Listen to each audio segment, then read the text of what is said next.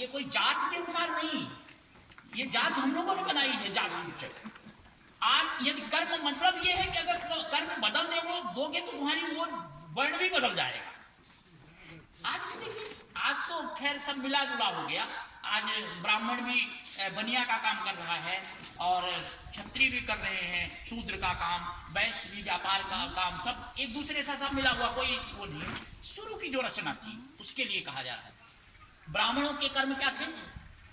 समो दमस तपः शौचम क्षांतिरार्जवमेव ज्ञान विज्ञान मास्तिक्यम ब्रह्म कर्म स्वभाव। सम माने होता है मन का संयम, मन की एकाग्रता। दम माने होता है इंद्रिय संयम। तप, उनके अंदर तप रहता था, समुदाय तप, शौच पवित्रता, शांति क्षमा का भाव, आर्जवम सरलता रहती थी। ज्ञान विज्ञान मास्तिक्यम, परम ज्ञान माने वेद शास्त्रों का ज्ञान और परमात्मा के तत्व ज्ञान का अनुभव और आस्तिकता।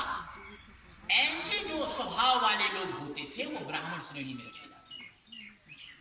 और क्षत्रिय श्रेणी में क्या?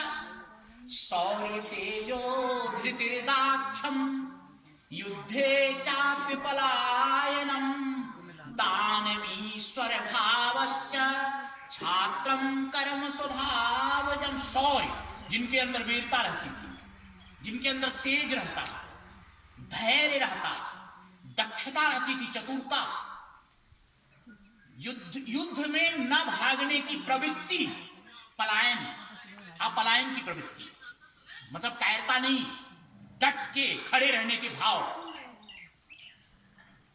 शौर्य तेजो धृतिर्दाक्षम युद्धे चाप्य पलायनम। दान की भाव, दान ईश्वर और स्वाभिमान जिनके अंदर भरा रहता था वो क्षत्रिय कुल में डाले गए। ये क्षत्रियों के स्वाभाविक कर्म बताए गए। और वैश्य और शूद्रों के बताए गए हैं कृषि गौरक्ष वाणिज्यम वैश्य कर्म स्वभाव। कृषि गौरक्ष और वाणिज्य, कृषि माने पशुपालन, कृषि माने खेती, गौरक्ष माने पशुपालन और वाणिज्य माने व्यापार। ये तीन काम वैश्यों को दिए गए थे। कृषि गौरक्ष वाणिज्यम वैश्य कर्म स्वभावजम। और परिचर्यात्मकम कर्म शूद्रस्य। और इन नीचे के तीनों वर्णों की सेवा का भाव शूद्रों को दिया गया था। सेवा का काम माने ब्राह्मणों की भी सेवा करना है, क्षत्रियों की भी और वैश्यों को भी सेवा का काम दिया गया है शूद्रों। तो इस प्रकार से भगवान ने यहां पे ब्राह्मण, क्षत्रिय, वैश्य और शूद्रों का वो किया। अब देखिए भगवान यहाँ पे मैंने बताया 18वां अध्याय बिल्कुल उपसंहार है। कोई अध्याय 17 मत पढ़ो, एक 18वां पढ़ लो तो आपको पूरी गीता का आपको रहस्य समझ में आ जाएगा।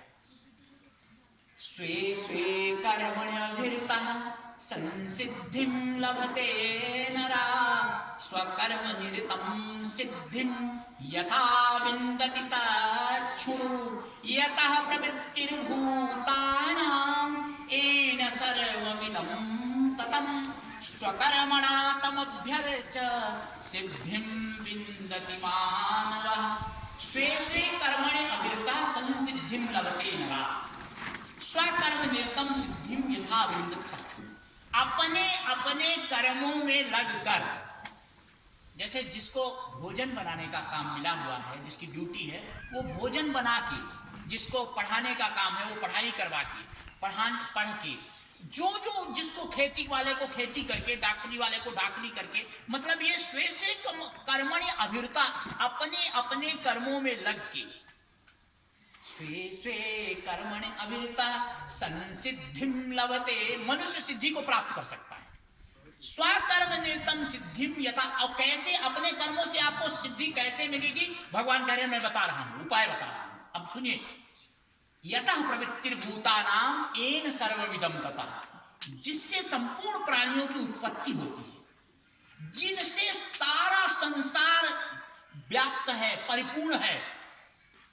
येन सर्वमिदं ततम् स्वकर्मणा तम, अपने कर्मों से उस पर प्रभु परमात्मा का स्वकर्मणा तमभ्यर्च, उसका पूजन करके, उसकी उपासना करके सिद्धिं विन्दति मानवः, मनुष्य सिद्धि को प्राप्त कर सकता है। लेकिन अब खाना बना के भगवान की सिद्धि कैसे मिलेगी आपको? वैसे ही मिलेगी जैसे आप अपने मन से ये सोचो कि मैं परमात्मा के लिए खाना बना रहा हूं, परमात्मा की सेवा में बना रहा हूं, उसी के लिए बना रहा हूं, उसका फिर जूठन प्रसाद जो बच जाएगा उसके खाने से वो मैं खाऊंगा, ऐसा भाव मान के तो वो आपकी पूजा हो जाएगी। वो ऐसे ही सारे काम, जितने कुछ काम करो सब परमात्मा के लिए हम करते हैं। ऐसा सुंदर मन से मनोभाव बना के यदि आप काम करते हो तो वो आपका परमात्मा के निमित्त किया गया काम है। चलिए थोड़ा सा विश्राम 5 मिनट करने देते हैं, क्योंकि